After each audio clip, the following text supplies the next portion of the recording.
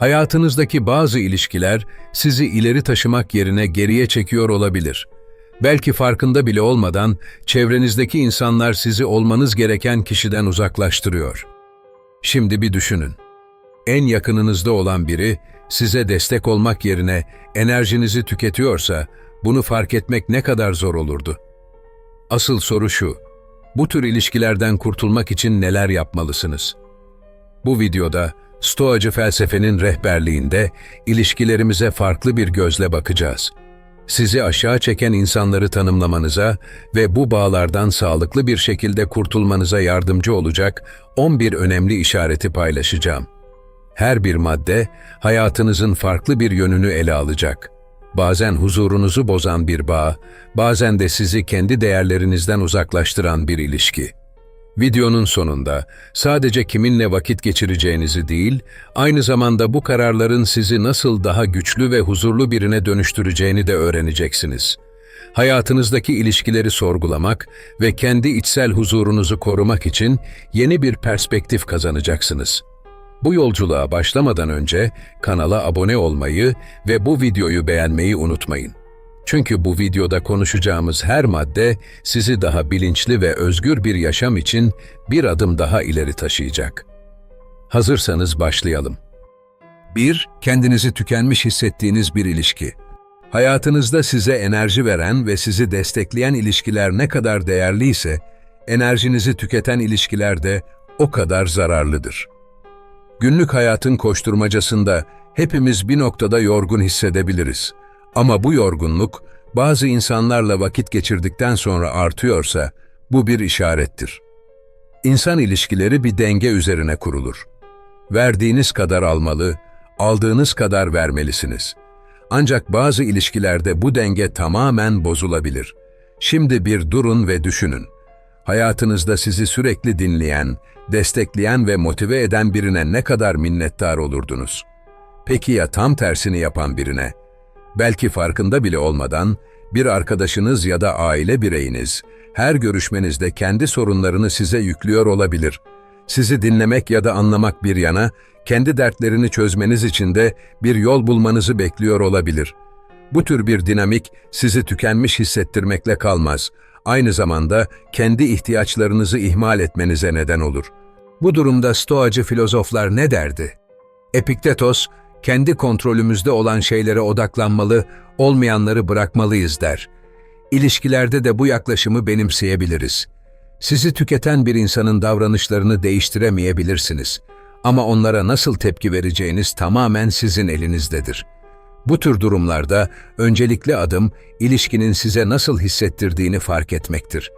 Belki bu kişiyle geçirdiğiniz her zaman dilimi sizi daha fazla strese sokuyor ya da size sürekli negatif duygular yüklüyor. Bu farkındalık, bir sonraki adımı belirlemenizde kritik bir rol oynar. Örneğin, sürekli her şeyden şikayet eden bir arkadaşınız olduğunu düşünün. Onunla konuştuğunuzda kendinizi daha kötü hissediyor, hayatınızı sorguluyorsunuz. Ancak bu noktada durup şu soruları sormalısınız. Bu ilişki bana ne katıyor? Kendimi bu kişiye ne kadar açıyorum? Onun yüklerini taşımak benim sorumluluğum mu? Bu tür sorular, ilişkinin gerçek doğasını anlamanıza yardımcı olur. Bu gibi durumlarda net sınırlar koymak önemlidir. Marcus Aurelius'un dediği gibi, kendi ruhunun efendisi ol. Kendi sınırlarınızı belirlemek, hem ruh halinizi korumanıza, hem de bu tür zararlı etkilerden uzaklaşmanıza yardımcı olur. Belki de bu kişiyle daha az vakit geçirmeye karar verebilirsiniz ya da konuşmalarınızda konuyu değiştirmeyi deneyebilirsiniz. Her iki durumda da kendi kontrolünüzde olanı yaparak hem enerjinizi hem de huzurunuzu koruyabilirsiniz. Unutmayın, ilişkiler bir enerji alışverişidir. Eğer bir ilişki sizi sürekli yıpratıyor, kendinizi eksik hissettiriyorsa, bu ilişkiye mesafe koymak bir bencillik değil, kendi ruh sağlığınıza bir yatırımdır.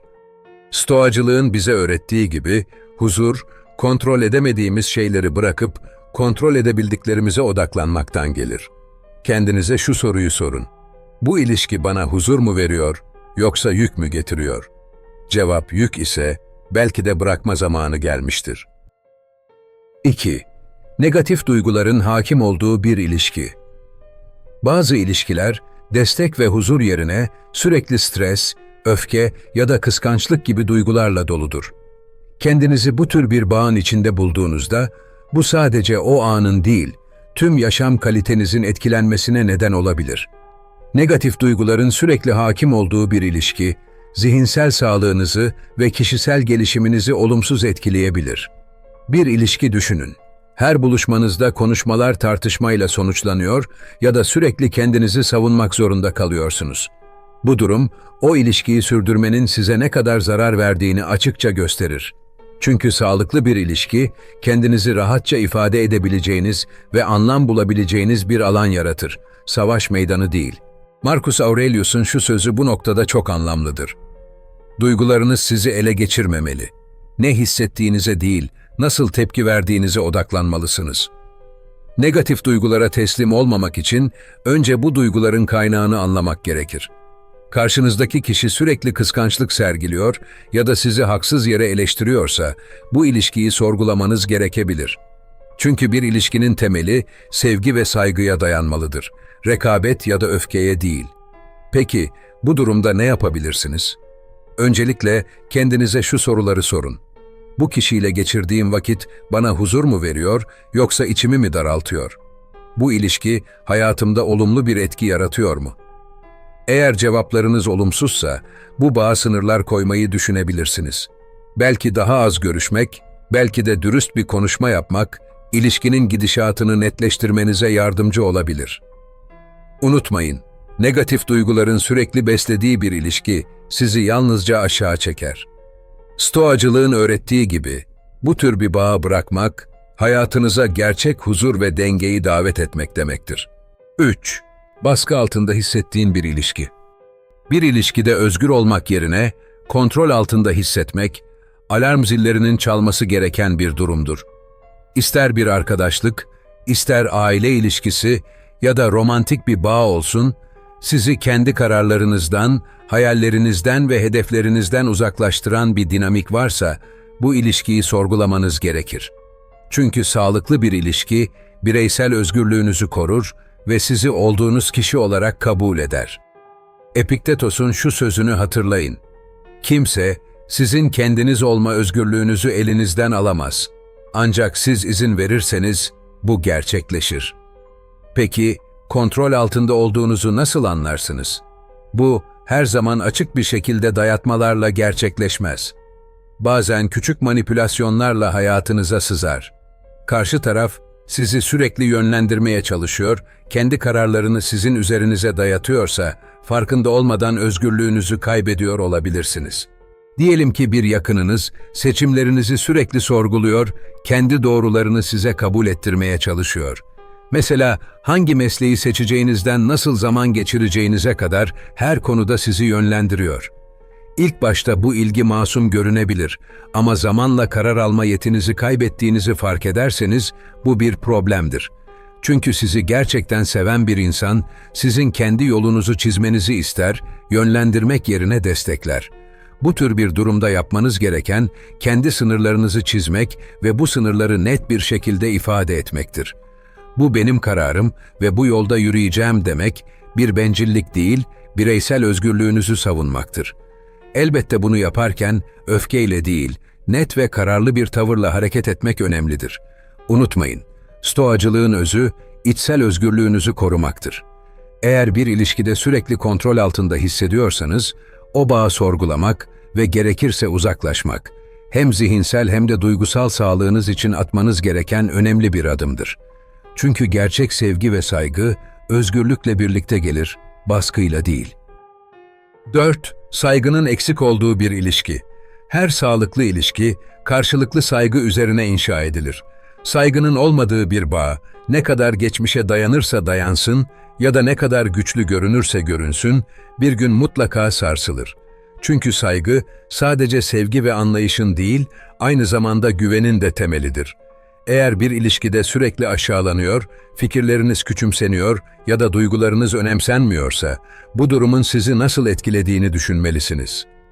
Bir ilişkide saygının eksikliğini anlamanın yollarından biri, karşınızdaki kişinin sizin sınırlarınıza, ihtiyaçlarınıza ya da hedeflerinize ne kadar önem verdiğine bakmaktır. Örneğin, bir aile üyeniz sizin düşüncelerinizi her seferinde yok sayıyor ya da bir arkadaşınız başarılarınızı küçümsüyorsa, bu durum sizi değersiz hissettirebilir. Bu tür davranışlar zamanla özgüveninizi zedeleyebilir ve kendi değerlerinize olan inancınızı sarsabilir. Marcus Aurelius'un bir öğüdü bu noktada çok kıymetlidir. Başkalarının davranışlarını değiştiremeyebilirsiniz ama bu davranışların sizi nasıl etkilediğini kontrol edebilirsiniz. Saygının eksik olduğu bir ilişkide yapılması gereken ilk şey, bu durumu fark etmek ve kendinize şu soruyu sormaktır. Bu ilişki, benim kendime olan saygımı zedeliyor mu? Eğer cevap evetse, bu bağda sınırlar koymanız gerekebilir. Karşılıklı saygının olmadığı bir ilişkiyi düzeltmek her zaman mümkün olmayabilir. Ancak bu tür bir bağın sizi aşağı çekmesine izin vermemek sizin elinizde. Eğer sınırlarınızı açık bir şekilde belirttiğiniz halde bu durum değişmiyorsa, belki de bu ilişkiyi tamamen gözden geçirmenin vakti gelmiştir. Unutmayın, Stoacılar saygıyı erdemin bir yansıması olarak görür. Kendinize ve başkalarına duyduğunuz saygıyı korumak, hem kendi değerlerinizi hem de hayatınızdaki huzuru savunmak anlamına gelir. Eğer bir ilişkide bu temel taş eksikse, bu ilişkiyi devam ettirip ettirmemek sizin vereceğiniz bir karardır. 5. Gerçeklik yerine yanılsamalara bağlı kalmak. Bir ilişkiyi değerlendirirken, gerçekte ne olduğu ile onun hakkında neye inanmak istediğiniz arasında fark olup olmadığını anlamak önemlidir. Bazen, bir ilişkiye dair hayallerimiz ya da beklentilerimiz, gerçeği görmemize engel olur. Bu yanılsamalar, karşımızdaki kişiyi olduğundan farklı biri olarak görmemize neden olabilir.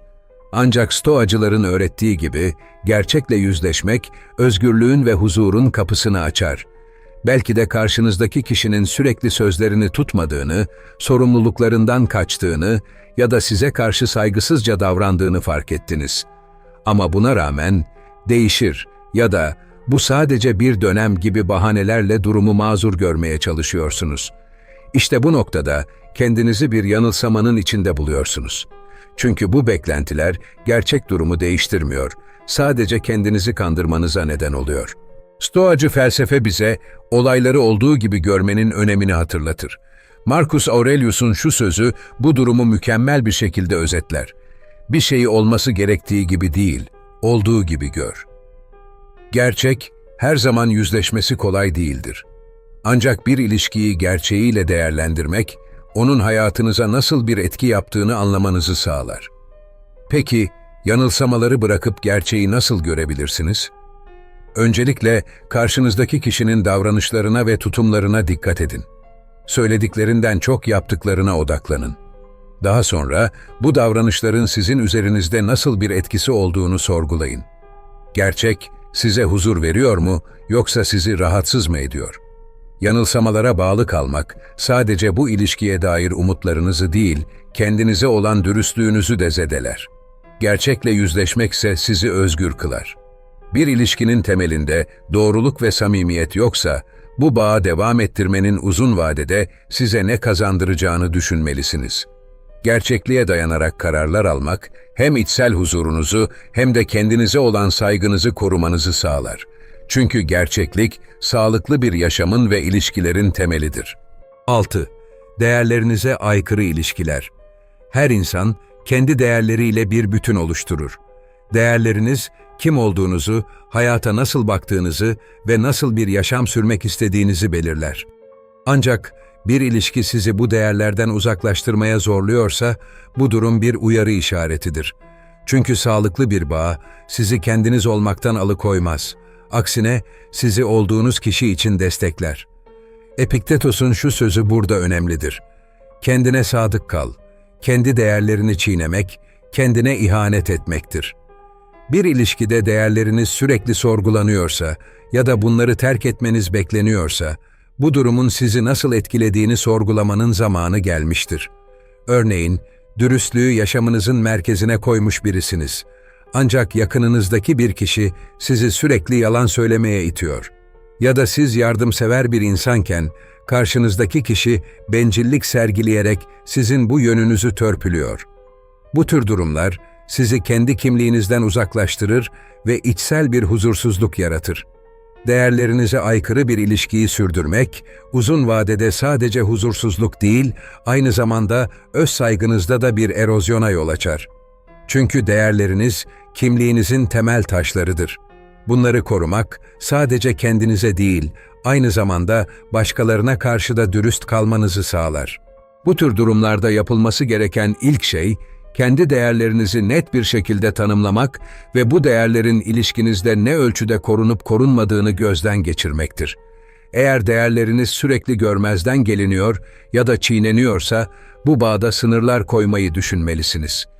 Karşınızdaki kişi, sizin değerlerinizi anlamaya ya da kabul etmeye istekli değilse, bu ilişkiyi sürdürmenin sizi nasıl etkilediğini yeniden değerlendirin. Unutmayın, Stoacılığın özünde erdemli bir yaşam sürmek ve kendi değerlerimizle uyum içinde olmak yatar. Bir ilişki sizi bu yoldan uzaklaştırıyorsa, bu bağın size nasıl bir katkı sağladığını sorgulamalısınız. Kendi değerlerinize sadık kalmak, en başta kendinize olan sorumluluğunuzdur. Çünkü değerlerinizi korumak, sizin kim olduğunuzun en net ifadesidir. 7. Tek taraflı çabaladığınız bir ilişki. Bir ilişkinin sağlıklı olabilmesi için iki tarafın da çaba göstermesi gerekir. Eğer bir ilişkide sürekli veren taraf sizseniz ve karşılığında hiçbir destek ya da anlayış görmüyorsanız, bu durum sizi yıpratabilir. Böyle bir bağ, zamanla enerjinizi tüketir, hatta kendinizi değersiz hissetmenize yol açabilir. Karşılıklı çabanın olmadığı bir ilişkiyi anlamak için küçük detaylara dikkat etmek yeterlidir. Örneğin, siz sürekli zamanınızı, enerjinizi ve sevginizi karşınızdaki kişi için harcıyorsunuz. Ancak ihtiyaç duyduğunuzda aynı çabayı ondan göremiyorsunuz. Bu, bir ilişki dengesizliği olduğunu gösterir. Bir insanı sevmek ya da ona değer vermek, kendinizi tamamen feda etmek anlamına gelmez. Aksine, gerçek bağlar karşılıklı desteğe dayanır. Seneca'nın bu konuda öğretileri çok anlamlıdır. Zamanımız, sahip olduğumuz en değerli şeydir. Onu kime verdiğimiz konusunda dikkatli olmalıyız. Eğer bir ilişki sizi sadece tüketiyor ama asla destek olmuyorsa, bu bağın hayatınızdaki yerini sorgulamanın zamanı gelmiştir. Bu tür bir ilişkide yapılması gereken, durumu açıkça görmek ve sınırlar koymaktır. Karşınızdaki kişiye ihtiyaçlarınızı ve beklentilerinizi ifade etmek önemlidir. Ancak bu konuşmalar hiçbir sonuç vermiyor ve dinlenmediğinizi hissediyorsanız, bu durumun uzun vadede sizi nasıl etkilediğini düşünmelisiniz. Çünkü her ilişkinin temelinde karşılıklı anlayış ve çaba yer almalıdır. Unutmayın, bir ilişki sizi desteklemiyor, yalnızca sizden alıyorsa, bu sizin ruhsal ve duygusal sağlığınızı tehlikeye atabilir. Stoacılık, sadece kendimizi değil, çevremizdekileri de erdemli bir yaşam yolunda desteklememizi öğütler. Ancak bu desteğin bir karşılığı yoksa, o bağın sağlıklı olup olmadığını sorgulamak sizin sorumluluğunuzdur. Gerçekten değerli olan ilişkiler, iki tarafın da büyümesine, güçlenmesine ve daha iyi bir insan olmasına katkı sağlar. 8. İstismarın olduğu bir ilişki. Her ilişki bir güven, saygı ve sevgi temeli üzerine kurulmalıdır. Ancak bazen bu temel ciddi şekilde zarar görebilir ve istismarın işaretleri ortaya çıkabilir. İstismar fiziksel, duygusal, sözel ya da psikolojik biçimde kendini gösterebilir ve her türü derin yaralar bırakır. Stoacı bir bakış açısıyla bu tür bir durumla karşılaşıldığında alınacak en doğru karar bu ilişkiyi sonlandırmaktır. Çünkü Stoacılık, insanın kendi değerini bilmesini ve kendi huzurunu korumasını öğütler. İstismarı anlamak bazen zor olabilir. Çünkü bu durum her zaman açıkça görünmeyebilir. Örneğin, sürekli eleştirilmek, küçümsenmek ya da duygusal manipülasyona maruz kalmak da bir tür istismardır. Karşınızdaki kişi sizi değersiz hissettiren sözler söylüyor, kararlarınızı küçümsüyor ya da size karşı pasif-agresif davranışlar sergiliyorsa, bu ilişkinin sağlıklı olmadığını anlamanız gerekir. Epiktetos'un şu sözü bu konuda bize rehber olabilir. Kendi değerini bilmeyen biri, başkalarının ona nasıl davrandığını kabul etmek zorunda kalır. İstismarın olduğu bir ilişkide kalmak, sadece kendinizi kötü hissetmenize neden olmaz. Aynı zamanda öz saygınızı ve özgüveninizi de zedeler.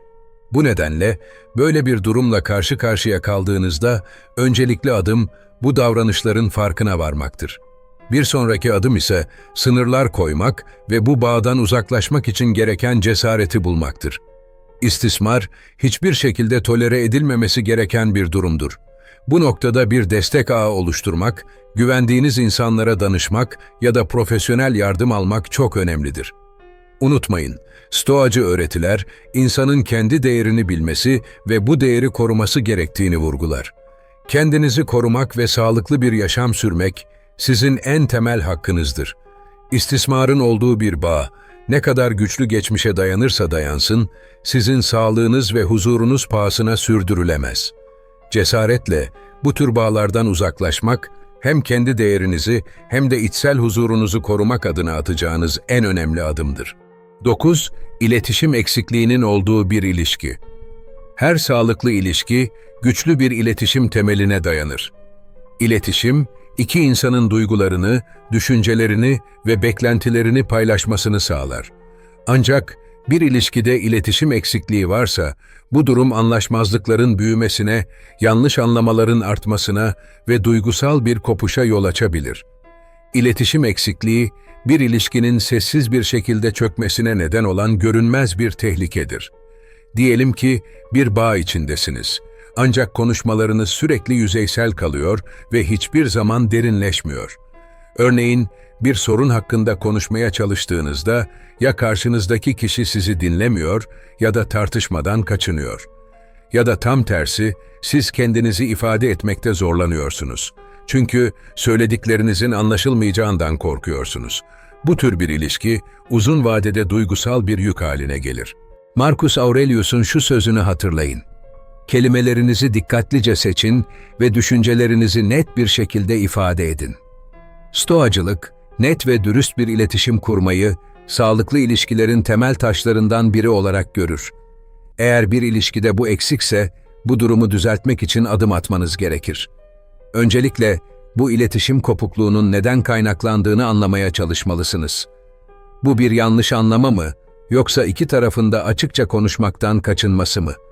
Bu tür bir durumda yapılması gereken en önemli şey, açık ve dürüst bir diyalog başlatmaktır. İlişkinin sağlıklı bir şekilde devam edebilmesi için iki tarafın da birbirini dinlemeye istekli olması gerekir. Ancak tüm çabalarınıza rağmen iletişim eksikliği devam ediyorsa, bu bağın size nasıl bir katkı sağladığını sorgulamanız gerekebilir. Unutmayın, iletişim bir ilişkiyi besleyen en önemli unsurdur. Eğer bir bağda kelimeler, hisler ve düşünceler kaybolmuşsa, o ilişkiyi sağlıklı bir şekilde sürdürmek neredeyse imkansızdır. Stoacı felsefe, açık ve net iletişim kurmayı sadece bir beceri değil, bir erdem olarak görür. Bu erdemi uygulamak, ilişkilerinizin gücünü ve derinliğini belirleyecek en önemli unsurlardan biridir. 10. İç huzurunuzu bozan bir ilişki. Bir ilişki, hayatınıza huzur ve mutluluk getirmeli, sizi sürekli endişe ya da stres içinde bırakmamalıdır.